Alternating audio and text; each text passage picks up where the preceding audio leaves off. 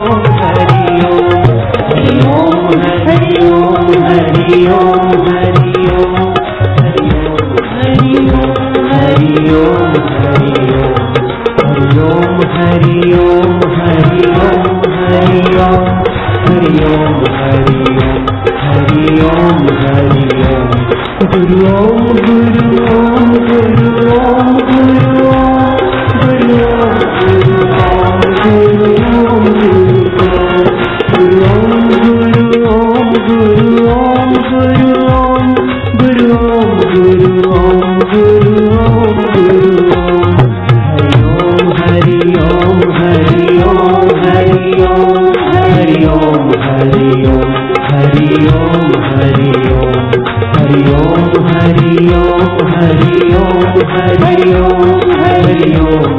ओम हरि ओम हरि ओम शिव ओम शिव ओम शिव ओम शिव ओम शिव ओम शिव ओम शिव ओम शिव ओम शिव ओम शिव ओम शिव ओम शिव ओम शिव ओम शिव ओम शिव ओम शिव ओम हरि ओम हरि ओम हरि ओम हरि ओम हरि ओम हरि ओम हरि ओम हरि ओम हरि ओम हरि ओम हरि बैठ जाए।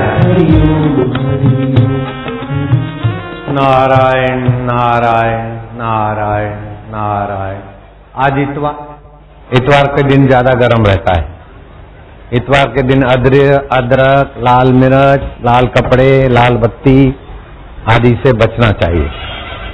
लाल सब्जी, टमाटे आदि से बचना चाहिए, गर्मी बढ़ाता है। कईयों को ऐसी गर्मी होती है मुंह में छाले पड़ जाते हैं। मुंह में छाले पड़े तो आंवला, हरड़ और त्रिफला, मतलब त्रिफला लेके कुल्ले करे, छाले शांत हो जाए। मिश्री चूसे, छाले शांत हो जाए।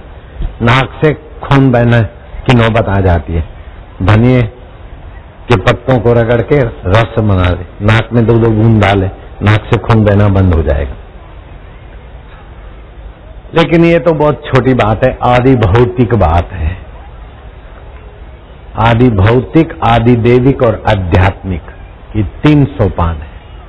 आदि भौतिक में कितना भी पालो, कितना भी शरीर को बना लो, लेकिन है क्षीण होने वाला।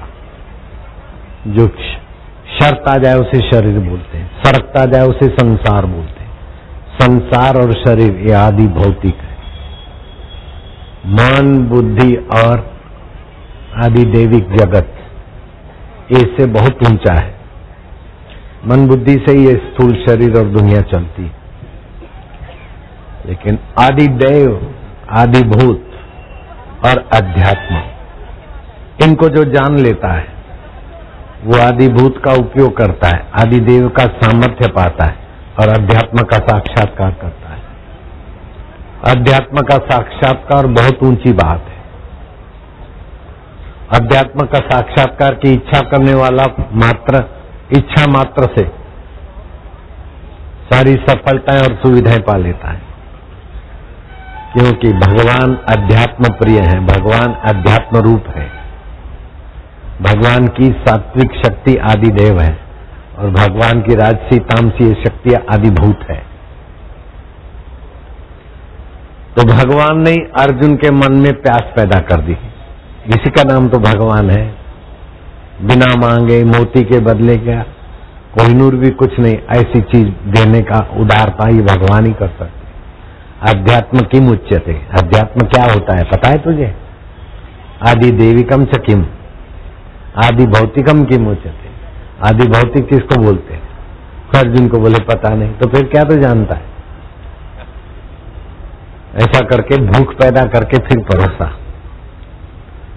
तो आदि दैविक, आदि भौतिक और अध्यात्म, ये 3 का ज्ञान पाकर अध्यात्म का फायदा उठाए, आदि दैविक शक्तियां जगाए और आदि भौतिक का उपयोग कर ले। दोनों हाथ में लड्डू, कैसा भी गिरे से गिरा आदमी हो महान बन जाएगा। भागवत में एक कथा आती है गजेंद्र मोक्ष की। गज माना हाथी था, अपने और हाथियों के साथ गर्मी में सरोवर में उतरता, सूंड में पानी भर भर के खेलता खिलवाता, हंसता हंसाता, मतलब जल क्रीड़ा करता। ऐसी कोई खुशी नहीं जिसके पीछे दुख अचानक ना आ जाए। खुशी खुशी में आगे निकला थोड़ा सरोवर में, तो प्रभावशाली मगर ने उनका पैर पकड़ लिया। मगर का बल पानी में ज्यादा, हाथी का बल पानी में कम। वो जलचर है, वो थलचर है। चिंगाड़ा, पहले दूसरे हाथी भी चिंगाड़े, उसको मदद किया सूंड से खींचने बीचने की, लेकिन देखा कि फिसलता जाता है, सब छोड़ के बाहर आ गए। देखा कि जो आज तक के बच्चे पत्नी मित्र थे, कष्ट के समय कोई किसी का नहीं। तो जो कोई सृष्टि करता है मेरी रक्षा करे, ऐसा करके जलाशय में से कमल तोड़ के ऊपर को किया।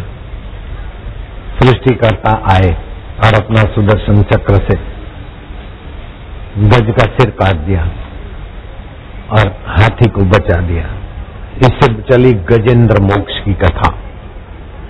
गजेंद्र मोक्ष का पाठ करने वाले व्यक्ति को भी कई आपदाओं से निकल जाने का रास्ता मिलता है।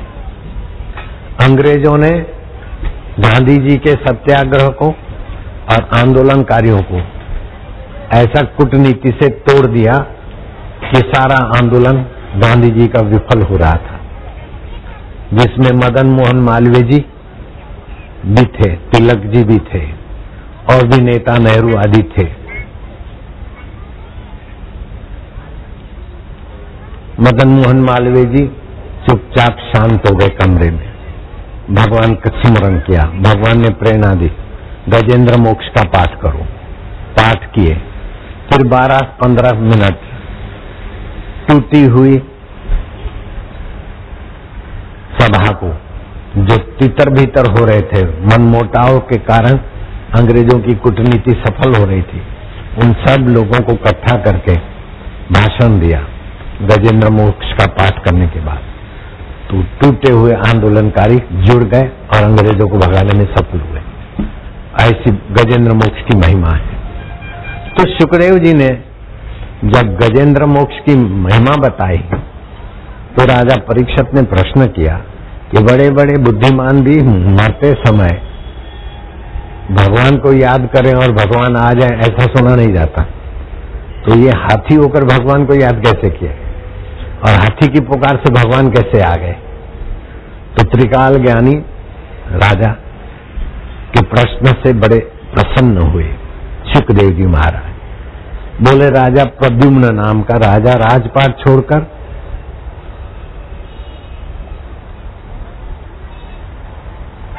पहाड़ी पे तपस्वी का वेश बना के तप करने लगा। तप करने लगा तो कर्तृत्व भाव रहा, मैं एकादशी करता हूं, मैं मौन रहता हूं, मैं ऐसा हूं, मैं वैसा हूं, अपने में विशेषता बढ़ी। आप कोई भी साधन भजन करते और विशेषता अपने में महसूस होती है तो समझ लेना कि अहम उभर रहा है। न विशेष बनो न निर्विशेष बनो। विशेष भी खतरा है, निर्विशेष भी खतरा है।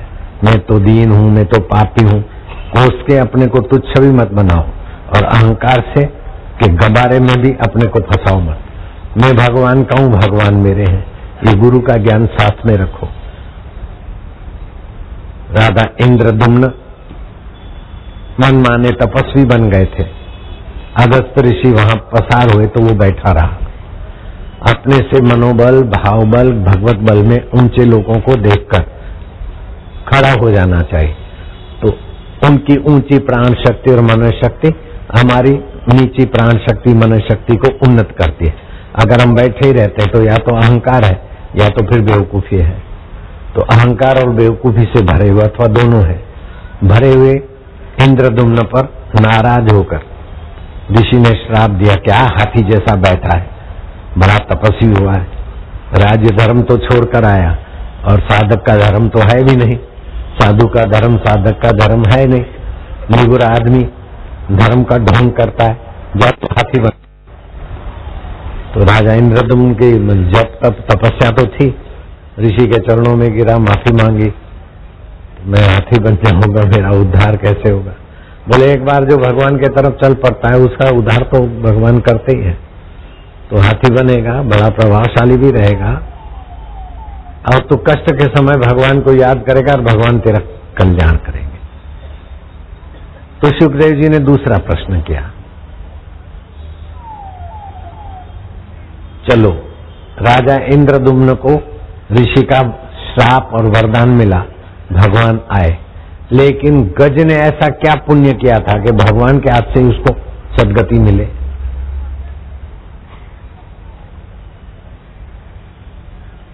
तो बोले हई है नाम के गंधर्व थे,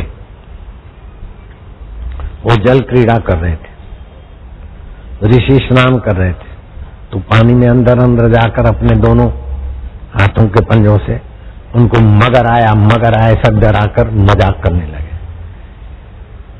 तो ऋषि ने कहा तू इतना उदंड हुआ है तो जा मगर बनना।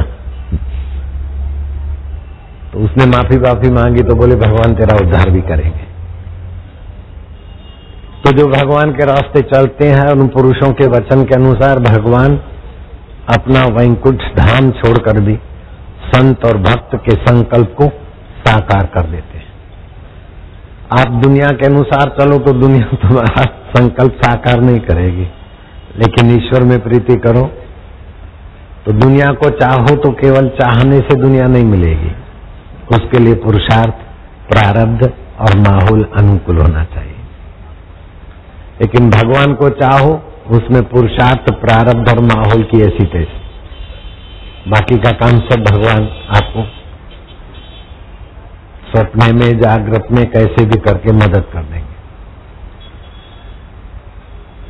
तो भगवान प्राप्ति की इच्छा दूसरी दुष्ट इच्छाओं को निगलकर स्वयं भी फिर शांत हो जाती और भगवान वासना रहित पद में प्रकट हो जाते अंतःकरण में। दो हाथ पैर वाले नहीं। हाँ, अगर आप चाहते हो दो हाथ वाले राम जी, दो हाथ वाले कृष्ण जी अथवा चतुर्भुजी नारायण या देवी, उनको भी बुला सकते हो उपासना के बल से, और आपके वासना अनुसार ही वो वरदान देके अंतर्धान हो जाएंगे, परम कल्याण नहीं होगा। जैसे हिरण्यकश्यप ने तपस्या किया और ब्रह्मा जी प्रकट हुए, हिरणपुर बनने का वरदान दे दिया, न ऊपर मरूं नीचे मरूं, आगे न मरूं पीछे न मरूं, दिन को न मरूं रात को न, जितना याद आया सारे वरदान ले लिए, फिर भी मृत्यु अवश्यम भावी थंब से नरसिंह अवतार हुआ, हिरण्यकश्यप मर गए, रावण को राम जी ने मार दिया। तो मरने वाले शरीर से कुछ भी पाकर आप अमर सुख या अमर जीवन नहीं पा सकते। वास्तविक में जो अमर है उसकी प्रीति, उसकी स्मृति, उसका ज्ञान आपको अभी निर्भय बना देगा। मौत से शरीर नहीं बच सकता है, लेकिन जहां मौत नहीं पहुंचती वही आप हैं, इसका ज्ञान पाकर आप मौत के भय से पार हो सकते हैं। मरने का भय शरीर को तो जड़ है, आत्मा की तो मृत्यु नहीं होती, ममता को ही मरने का भय होता है। वो ममता अगर भगवान में लग गई तो जा मरने ते जग डरे मोरे मन आनंद, कब मरिए कब मिलिए पाइए पूर्ण परमानंद।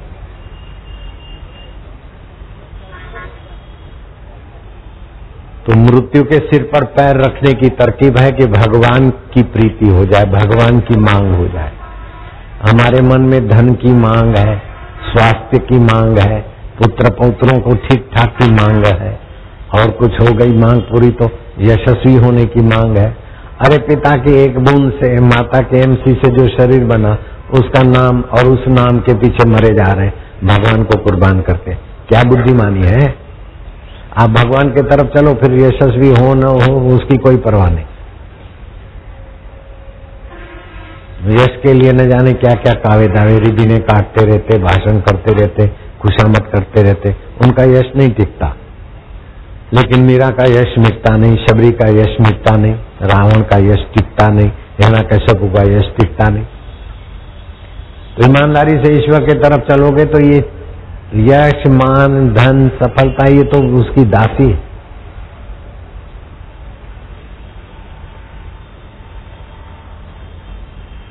ईश्वर की प्रीति चाहो, ईश्वर से ईश्वर को चाहो। जो लोग पंडाल के बाहर धूप में खड़े हैं, कान खोल के सुन ले, सिर पर धूप लगने से बुद्धि कमजोर हो जाती है, याद शक्ति कमजोर हो जाती है, नेत्र की देखने की शक्ति 42 साल के बाद कमजोर हो जाती है, कान की सुनने की शक्ति कमजोर हो जाती है। ये लोग जल्दी बूढ़ा हो जाते हैं। और कोई बूढ़ा नहीं होना चाहता हो तो उसके लिए एक बढ़िया चीज हाथ में आई, वो बढ़िया चीज की 2 गोलियां रोज चूसता हूं मैं, बुढ़ापे को रोके, पाचन ठीक रखे, सप्त धातु बनाए, जो मरी हुई कोशिकाएं उनको जीवित कर दे और जीवित कोशिकाओं को जीवान कर दे। ऐसी संजीवनी सबको कल 2-2 गोली मिले अथवा 10-10 गोली मिले संजीवनी, और ज्यादा चाहिए तो डिब्बा मिलेगा स्टॉल पर। 2 गोली रोज चूसना है, बस 2 घंटे तक दूध नहीं पीना है। उसमें तुलसी के बीज भी है। किसी फार्मेसी के पास हो तो करोड़ों रुपए लूट लेवे, अपने को तो सेवा हो जाए। गाय बच्चा देती है तब जो दूध देती है वो दूध अपन कुत्तों को पिला देते, अपने काम में नहीं लाते, लेकिन अंग्रेजों ने उस दूध को औषधि बनाने की तरकीब खोज ली, उस दूध का पाउडर बना दिया जिसको पिस बोलते हैं। गाय बच्चा दे उस समय के 3-4 टाइम का दूध गाढ़ा, उसको वो पाउडर बनाते हैं, वो कैप्सूल भर के। रोग प्रतिकारक शक्ति पावर, होम्योपैथी केयर पावर, फलानी केयर पावर नाम रखते। वो 15 दिन के कोर्स में 1350 रुपए की गोलियां देते, 2 गोली सुबह, 1 गोली सुबह 1 शाम, तो 30 गोली 40 गोली जो भी होगी 1350 रुपए में।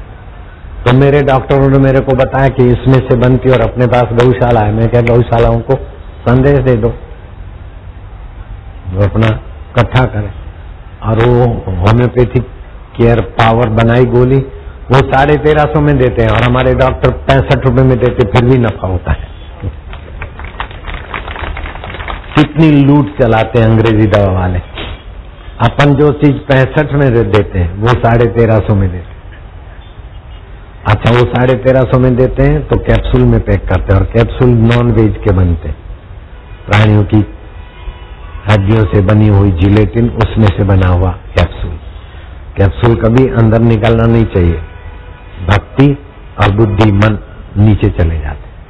दुर्भाग्य से कैप्सूल लेना भी पड़े तो कैप्सूल का पाउडर फाँक लो, कैप्सूल फेंक दो। प्राणियों की हत्या से जो उनकी हड्डियां वड्डियां होती है, जो भी साधन लगते हैं, उनमें से कैप्सूल बनते। और जो मोटे मोटे फैटी है ना, कान खोल के सुन लो, 25 से 30 तुलसी के पत्ते का रस, 1 गिलास गुनगुना पानी, 1 नींबू डाल के हफ्ते में 3-4 दिन पियो। मोटापा भी कंट्रोल, और हार्ट अटैक नहीं होगा, ट्यूमर नहीं होगा, कैंसर नहीं होगा, बाईपास सर्जरी नहीं कराना पड़ेगा, पाचन अच्छा होगा, शरीर में जो हानिकारक द्रव्य है वो निकल जाएंगे। नींबू और तुलसी शोधक है, जैसे बिल्ली चूहा की शोधक है, ऐसे ये बीमारियों की शोधक है। लेकिन सच्चा शोधक तो भगवान की प्रीति, भगवान का ज्ञान और भगवान के प्यारे संतों का सत्संग, उसकी बराबरी का कोई शोधक नहीं है। इसलिए बोलते सत्संग की आधी घड़ी सुमरण वर्ष 50, वर्षा वर्षे एक घड़ी अर्थ फिरे 12 मास। और जिसने मंत्र लिया है तो गुरु के द्वारा जब मंत्र मिलता है ना, वो मंत्र चेतन हो जाता है, बलवान हो जाता है। जैसे पावर हाउस से जुड़कर जो केबल आती है, वो केबल हमारे साधनों में जान भर देती है। ऐसे गुरु के चित्त से जब मंत्र मिलता है, राम राम तो सभी लोग जपते हैं, झाड़ू लगाने वाले भी राम राम राम राम बोलते थे। लेकिन कबीर ने जब रामानंद गुरु से राम नाम मंत्र दीक्षा लिया और लग गए तो सिद्ध पुरुष हो गए। ध्रुव ने जब ओम नमो भगवते वासुदेव मंत्र नारद जी से लिया, गुरु सिद्ध पुरुष हो गए, तो गुरु के द्वारा मंत्र की शक्ति साकार हो जाती। भगवान शिव जी ने पार्वती को वामदेव गुरु से दीक्षा दिलाई और कलकत्ते की काली माता ने गदाधर पुजारी के आगे प्रकट होकर कहा कि तोतापुरी गुरु से दीक्षा लो। और तोतापुरी गुरु से दीक्षा लेने के बाद राम को जैसे आत्म साक्षात्कार हुआ, श्री कृष्ण को जो आत्म साक्षात्कार हुआ, वही गदाधर पुजारी को हुआ। तब गदाधर पुजारी का नाम रखा गया राम कृष्ण परमहंस। ऐसे ही नामदेव हो गए महाराष्ट्र में। ज्ञानेश्वर, सावता माली, गोरा कुंभार, मुक्ताबाई, सब संतों ने परीक्षा लेकर जाहिर कर दिया कि नामिया कच्चा घड़ा है। अब नामदेव को तो विट्ठल प्रकट हो गए, दर्शन देते थे, बातें करते थे। नामदेव को लगा कि विट्ठल इनको जरा चमत्कार दिखा देंगे। मंदिर गए, माजा विट्ठला, पंडुरंगा, लौकरिया विट्ठला, माजा विट्ठला। विट्ठल प्रकट हुए और नामदेव ने सारी बात सुनाई कि सावता माली के यहाँ, गोरा कुमार के यहाँ संत इकट्ठे हुए और परीक्षा में मेरे को कच्चा घड़ा कच्चा साबित किया, और आप तो मेरे को दर्शन देते, मैं कितना महान हूं, इनको अनुभव कराओ।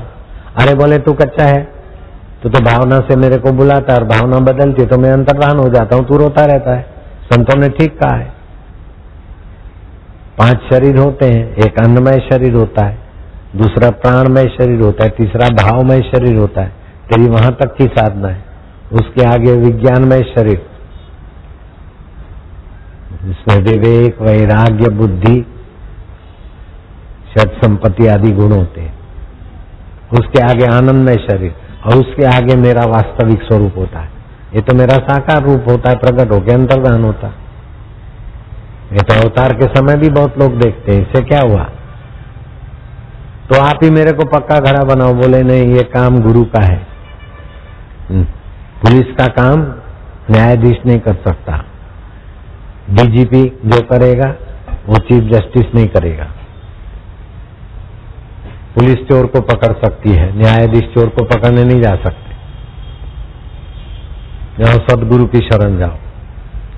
शिवोबा खेचर जंगल में फलानी जगह शिव मंदिर में लेते हैं, उनके शरण जाओ। जहां का पता बताया वहां पहुंचे, शिवोबा खेचर को गुरु बनाया और उनसे सत्संग सुनकर अपने आत्मदेव को पा लिया, तब पक्के घड़े हुए। ईश कृपा बिन गुरु नहीं। हम ईश्वर की भक्ति पूजा करते तब हमको सदगुरु का सत्संग मिलता है, और सदगुरु की कृपा से ईश्वर का प्रीति और ज्ञान बढ़ता है, और प्रीति और ज्ञान की बढ़ोती करके ईश्वर से साक्षात्कार करा देते, तभी आदमी निर्दुख होता है। नहीं तो धन कमाने से निर्दुख नहीं होते, नहीं तो धनी निर्दुख हो जाते। सत्ता पाने से भी आदमी निर्दुख नहीं होते। एक धनी सत्ताधीश राजा था, रात को नींद नहीं आती, बेचैनी। मंत्रियों ने कहा जहां पना राजा साहब, आप सुबह सैर करना चाहिए कुदरती माहौल में, और कोई साधु संत मिल जाए तो जीवन खुशहाल हो जाता है। अब अशांत राजा को ये मार्ग सूझा, सैर करने गया तो कोई गडरिया लड़का, भेड़िया तो चल रही, वो बंसी बजा रहा था। अब बंसी भी ऐसा आलाद के ओ राजा बोले रथ रोको। पेड़ के नीचे वो गडरिया था, उधर गए, जाके खड़े हो गए। गडरिया अपनी मस्ती में मस्त था। राजा को लगा कि धिक्कार है, इतना सब जी हजूरी करने वाले, फिर भी ये गडरिया को जितनी प्रसन्नता है उतनी मेरे पास नहीं। गडरिया अपनी मस्ती में था। राजा खड़े खड़े जब गडरिया इधर उधर देखा तो राजा नजीक गए। अच्छा आप खड़े थे? राजा जी प्रणाम। ये बोले तू इतनी मस्ती कहाँ से लाया, तू इतना खुश कैसे?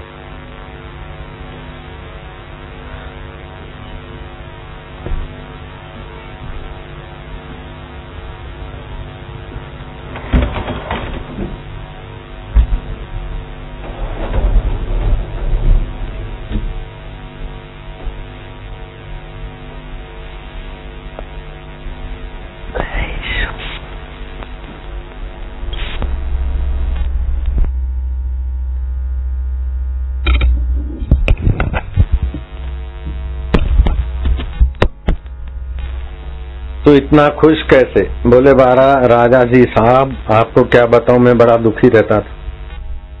मेरी बेड़े बढ़े, मेरा दूध बढ़े, मेरे पैसे बढ़े, मकान बढ़े, भेड़ों का दूध बढ़े, मेरी इज्जत बढ़े। इस आपाधापी में मैं भी बड़ा अशांत रहता था। तो मेरे कोई पड़ोसी थे, उनके आगे मैंने जाके कहा कि मेरे को तो ऐसी इच्छा होती है, और वो आदमी भले थे, वो सत्संगी थे। मेरे को ले गए सत्संग में ले गए तो सत्संग से सीखा कि रूखी भली सूखी भली, सारी से संताप, जो चाहेगा चौपड़ी तो बहुत करेगा पाप। एक दिन तो मरना है, शरीर को कितना भी अमीर बना के भी मरना है, और मरने के बाद अमीरी के मद में आकर ज्यादा पाप करे तो नीच योनियों में जाएगा। इसीलिए अमीरी की इच्छा करना भी बेवकूफी है, गरीबी की इच्छा करना भी बेवकूफी है। भगवान जिस हाल में रखे उस हाल में मस्त रह के भगवान को पाने की इच्छा करना चाहिए, और जो कुछ अपनी योग्यता है भगवान को खुश करने के लिए उसका उपयोग करना चाहिए। तो मेरी तो योग्यता है बंसी बजाने की, और बंसी में मैं भगवान को रिझाने का भाव कर रहा हूँ। उससे तो मैं भगवान रिझे होंगे ये मुझे पता नहीं, लेकिन फिर भी लगता है कि भगवान रिझे, क्योंकि महात्मा ने कहा कि भगवान कब रिझे, कि जब तुम्हारा चित्त प्रसन्न हो, जगत का आकर्षण कम हो, विषय विलास कम हो, तो समझो तुम्हारी उन्नति हुई और भगवान रिझ रहे। रामायण की चौपाई कहती है, जाने जीव तब जागा, हरिपद रुचि विषय विलास विरागा। भगवान की कथा में, भगवान के नाम में, गीत में रुचि हो जाए, विषय विलास वासना लोभ में वैराग हो जाए, तो लगता है कि भगवान प्रसन्न है। राजा गदगद हो गया, तुझे जितने पैसे चाहिए ले, लेकिन ये तेरी प्रसन्नता मुझे दे दे। बोले राजा साहब, ये प्रसन्नता पैसों से नहीं बिकती, ये प्रसन्नता तो सत्संग में जाओ और सत्पुरुषों की नजर पड़े, उनका मंत्र दीक्षा मिले, अपनी वासनाएं जो घटती जाएगी और प्रभु की प्रीति बढ़ती जाएगी तो प्रसन्नता अपने आप आएगी। इसमें अशर्फियों से प्रसन्नता बिकती होती तो राजे महाराजे और सेठ साहूकार बड़े प्रसन्न होते, और बेचारे भिक्षा मांग के खाने वाले साधु होते है तो अमल सदा आनंद में बड़े प्रसन्न रहते हैं। रूखा सूखा खाए गए, ठंडा पानी पी गंगे हर बाबा लोग जितना मौज में रहते उतने अमीर भी नहीं रहते। तो प्रसन्नता पैसे से नहीं मिलती, सत्ता से नहीं मिलती, दादागिरी से क्रोपट करने से अथवा रावण की लंका पा लेने से भी प्रसन्नता नहीं मिलती। अगर प्रसन्नता होती तो अपनी सुंदरी मंदोदरी और लंका की सुंदरियों के बावजूद भी सीता जी को उठा लाने की गलती नहीं करते। सच्ची प्रसन्नता वाला तो अपने आप में खुश रहता है। इसीलिए प्रसन्नता जो सत्संग से मिलती है, शुभ संकल्प से मिलती है। समिति वाले ध्यान से सुने, अगर कूलर बूलर का जुगाड़ होता है तो शाम को अथवा कल सुबह कूलर लग जाए, दोपहर की गर्मी जरा जोर मारती है, कल सुबह जल्दी सत्संग करेंगे, इस समय छुट्टी करवा देंगे, और कल सोमवार है, मंत्र दीक्षा भी कल ही हो जाएगी। मंगल को दीक्षा नहीं दी जाती। जिन्होंने मंत्र दीक्षा लिया है 33 प्रकार के आध्यात्मिक फायदे होते हैं। लौकिक फायदों की लंबी कतार है। मेरे साधक को हार्ट अटैक नहीं हो सकता, हाई बीपी लो बीपी नहीं होना चाहिए, बाईपास सर्जरी मेरे शिष्य नहीं कराएं कभी। आश्रम के वैद्य से संपर्क साधे, उपाय अथवा लिक्विड मिल जाता है, ब्लॉकेज खुल जाता है। अपेंडिक्स का ऑपरेशन न कराएं, बच्चे को जन्म देते समय सीजरन न कराएं देवियां माताएं, और कोर्ट कचहरी के झूठे मूठे केस हो तो अपने आप छूट जाते हैं। एक दो नहीं, ऐसे कई लोगों का बरी हो जाते। तो आध्यात्मिक 33 प्रकार के फायदे और लौकिक फायदों की लंबी कतार है। जिनको फायदे हुए हैं वे हाथ ऊपर करो। अब गिनो कितने लाख हाथ हैं, 2 लाख हाथ हैं कि 1.5 लाख हैं कि 4 लाख हाथ हैं कि कितने लाख हाथ हैं ऊपर, आप गिन के बता नहीं सकते। देश परदेश में लोग सुन रहे हैं, देख रहे हैं। ये लंबे लंबे पंडाल में साइड में बीच में रेलगाड़ी की पटरियां हैं, एक तरफ माया है एक तरफ भाई, और कतार लंबी कितनी है, उसमें हाथ हिलाओ तो जिनको फायदे हुए। अब हाथ गिनने वाले गिन के बताओ कितने लाख हाथ हैं, नहीं गिन सकते। ठीक है, जिन्होंने मंत्र दीक्षा नहीं लिया है और लेना चाहते हैं वे लोग खड़े हो जाएं जल्दी से। अच्छा इतने लोग हैं दीक्षा रहित, वापस दीक्षा लेने वाले अभी तो इतने हैं, शाम को अभी सुनेंगे तो और बढ़ जाएंगे। कल सुबह दीक्षा देने का अगर मौका मिलेगा तो आपको मंत्र दीक्षा कल मिलेगी, देखते हैं, बैठ जाओ, शाबाश है। शिव जी कहते हैं दीक्षा मूलम जपम सर्वम, दीक्षा मूलम तपम सर्वम। विद्यार्थी जो पढ़ाई पढ़ते हैं उनको सारस्वत मंत्र दिया जाता है जिससे उनकी बुद्धि में विलक्षण शक्तियां आती है। भैंस चराने वाला गोयर का इंजीनियर बन गया, 1,80,000 पगार मिलता है। सिटी सोनी नोकिया कंपनी में अजय मिश्रा, अभी कल तो था, है क्या, अजय मिश्रा भी आया होगा, 47 लाख रुपया मिलते हैं उसको, नोकिया कंपनी का मैनेजर बना है। ऐसा ढीला पड़ने में कि स्कूल में से नाम निकलने की नौबत आई थी। सारस्वती मंत्र मिला है कि गया, कल तो था, कल रात को तो था, गए। 47 लाख रुपए का वार्षिक पैकेज और दूसरे कई आय के साधन हो गए। किताब भी लिखी है। और जो ढीला विद्यार्थी था तो विद्यार्थियों को सारस्वती मंत्र देते हैं, वो उनमें चमक आती, और बड़ी उम्र वालों को भगवत प्राप्ति का इष्ट मंत्र देते हैं। किसी का शिव इष्ट है तो वैसा, कृष्ण इष्ट है, जिसका जो इष्ट है उसका इष्ट मंत्र देते हैं, लेकिन उसमें विधि और बीज मंत्र की व्यवस्था और मिला देते हैं तो उसके जीवन में फायदा होता है।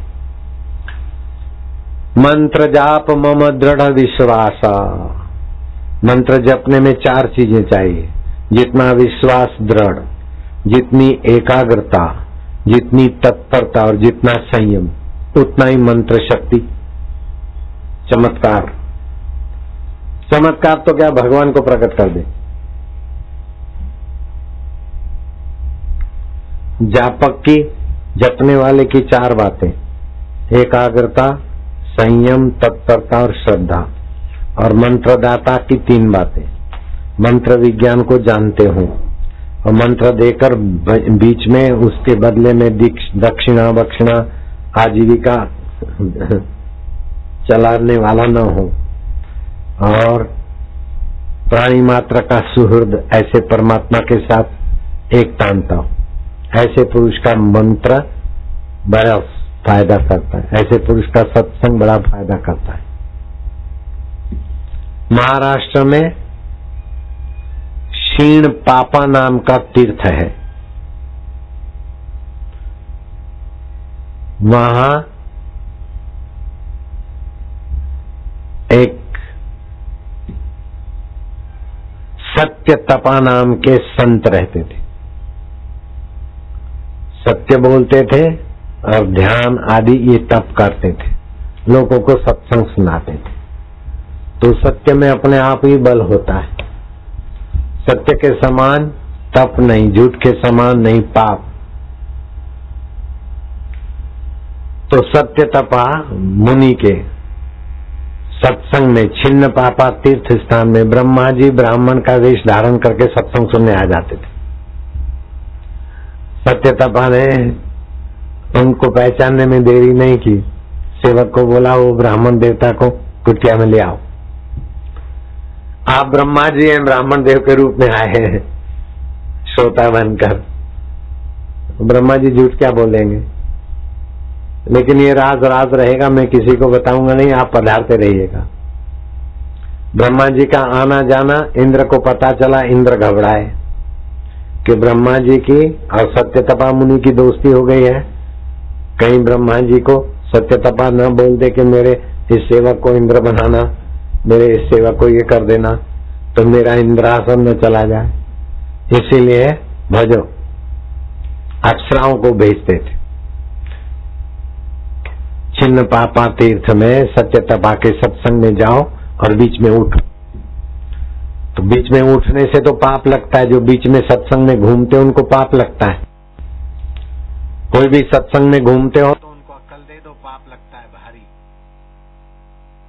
सत्संग में जो घूम रही है वो भाई को अक्ल दे दो, पाप लगता है।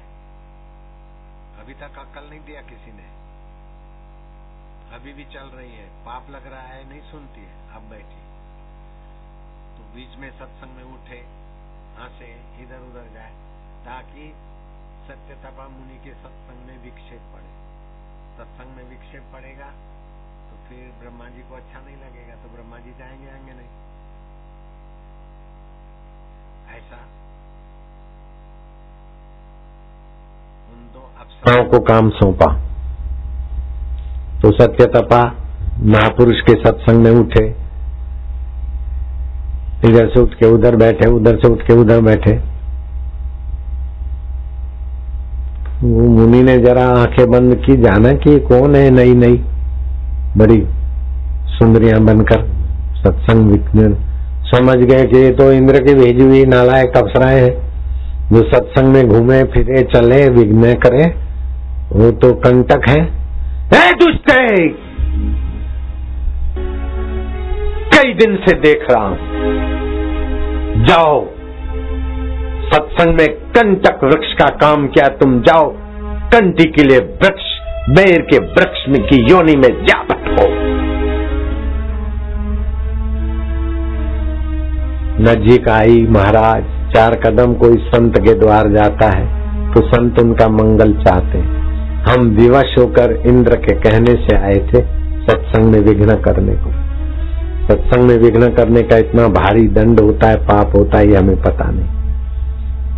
सत्संग में सहयोग करने से 7 पीढ़ी तर जाती है और सत्संग में वियोग करने से कंटिकीला स्वभाव हो जाता है और कंटक योनि की, बेर और बबुल योनि की प्राप्ति होती है। जो सत्संग करने देने में विघ्न डालते हैं, अड़चने डालते हैं, अपने अधिकार का दुरुपयोग करके सत्संग नहीं करने देना चाहते हैं, उनको फिर कंटिकीले वृक्ष की योनियां मिलती है।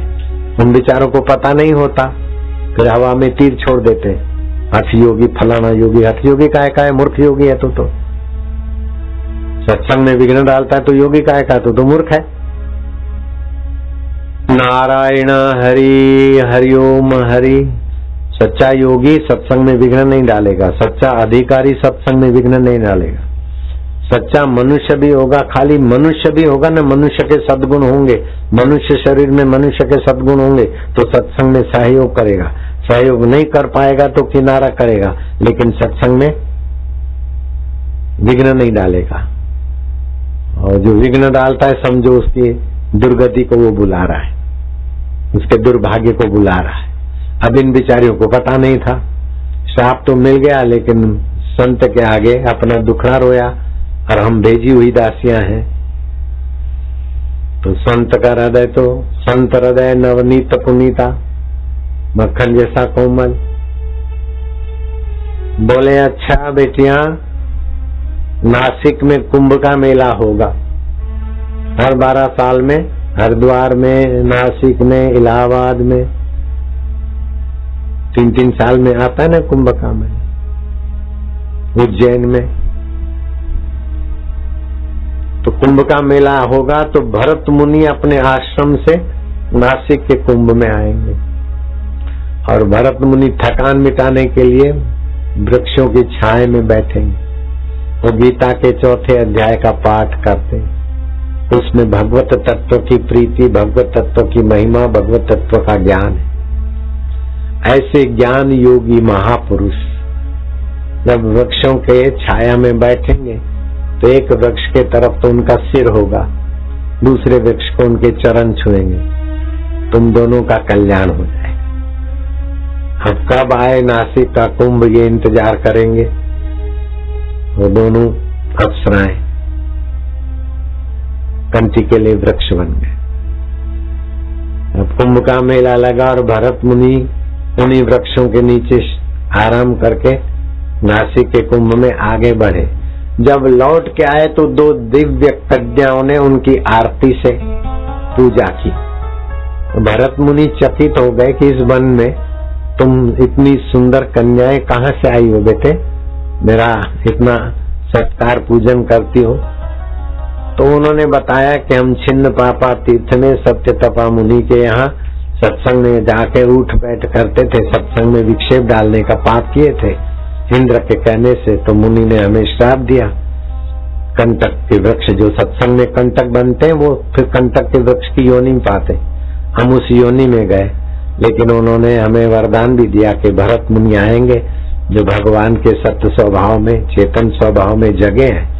गीता के 4थे अध्याय का पाठ, जिनका अंतःकरण में प्रकट हो गया ज्ञान, ऐसे मुनि का चरण स्पर्श और हस्त स्पर्श से तुम्हारी सदगति होगी।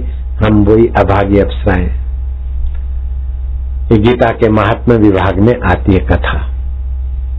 तो सत्संग बहुत ऊंचाइयों को देता है। भगवान शिव अगस्त ऋषि के आश्रम में पार्वती को ले जाते सत्संग सुनने को। भगवान राम सीता जी को, लक्ष्मण को, भरत को, शत्रुघ्न को वशिष्ठ जी के आश्रम में ले जाते। और वनवास के समय श्री रामचंद्र जी भरद्वाज आश्रम, अनुसया आश्रम, अत्रि आश्रम और ऋषियों के आश्रम में सीता जी को, लक्ष्मण जी को ले जाते, स्वयं भी सत्संग सुनते। मेरे गुरुदेव 10 महीने 10.5 महीने तो लोगों के बीच सत्संग में विचरण करते, 1.5-2 महीना नैनीताल के जंगल में रहते, फिर भी एक दिन भी सत्संग से नागा नहीं करते। मेरे को पुस्तक देते और मैं नहीं था तो और कोई थे तब उनको पुस्तक देते, वो पढ़े और गुरुजी सुनते, बीच में थोड़ी व्याख्या करते। भोजन के बिना का दिन तो गुरुजी ने गुजारा होगा, लेकिन सत्संग बिना का दिन गुरुजी ने गुजारा होगा ऐसा मैं नहीं कह सकता, उनके स्वभाव में नहीं। जैसे स्नान शरीर की रोज आवश्यकता है, घर की बुहारी घर की आवश्यकता है, ऐसे शुद्ध संस्कार सत्संग की रोज आवश्यकता है। मैं यहाँ सत्संग करता हूँ, लेकिन रात को सोते समय मेरा सेवक सत्संग मुझे सुनाता है, मैं सुनते सुनते सो जाता हूँ। आज सुबह भी कभी मौका मिलता है तो जल्दी आता है, तो मैं ध्यान में से उठता हूँ तो वो सत्संग शुरू कर देता है पढ़ना। अभी भी मैं सत्संग सुन के आया, ये कथा नहीं सुन के आया, दूसरा सत्संग सुन के आया। आज सुबह हरिकला इलाके में सप्त सरोवर इलाके में अपना आश्रम है, बहुत लोग आ गए थे, तो मैंने वो ध्यान कराया, जप कराया और सत्संग। पंडाल पूरा लगभग भर गया था, पंडाल के बाहर भी लोग थे। फिर मैं नियम करने चला गया। आते आते फिर लोग नए बैठे थे, मैंने पूछा जो सुबह के सत्संग में नहीं थे, हाथ ऊपर करो, तो 95% नए बंदे थे। मैं कहा तुम्हारे लिए इधर बैठूंगा नहीं, उधर पहुंच जाओ। जो उधर वाले लोग इधर आए हैं हाथ ऊपर करो, आ गए, बीच में पहुंच गए, ठीक है। नारायण हरि नारायण हरि। तो अपने जीवन में अगर सच्चा सुख चाहिए, सच्चा ज्ञान चाहिए और सदा के लिए निर्दुखता चाहिए, सदा के लिए प्रसन्नता, शाश्वत शांति चाहिए, जन्म मरण के बंधन से मुक्ति चाहिए, तो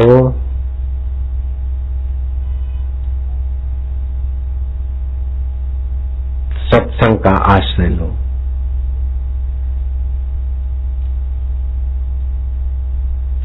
दक्षिण भारत में एक प्रसिद्ध संत हो गए, उनका नाम है संत रंगदास जी। वो बच्चा था, रंग बबलू था, बबलू जैसे तू बबलू है ना, ऐसा वो था बबलू। बाप ने पैसे दिए, जाओ बेटे फल फ्रूट ले आओ खाएंगे। वो पैसे लेके बबलू फल फ्रूट लेने गया। रंगू रास्ते में देखा एक आदमी कहरा रहा है, तो रंगू बच्चे ने, क्यों चाचा जी क्या है? बोले बेटे भूखा हूं।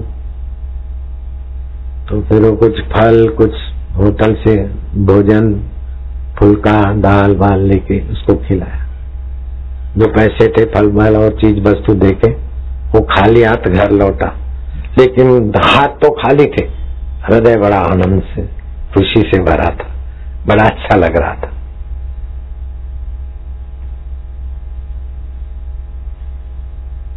बच्चा जब खाली हाथ घर आया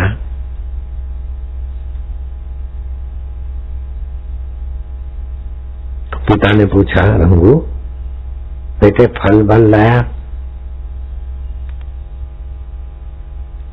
जिसको अभी चेन्नई बोलते हैं उसको पहले मद्रास बोलते थे, मद्रास की घटना है।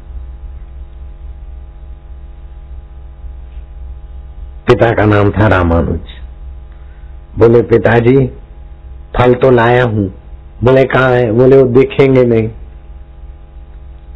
दिखेंगे नहीं ऐसे फल कौन से है?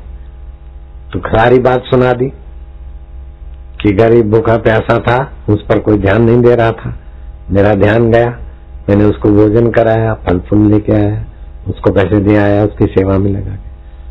पिताजी अमर फल लाया हूं ये। पिता ने रंगू को अपने हृदय से लगा दिया।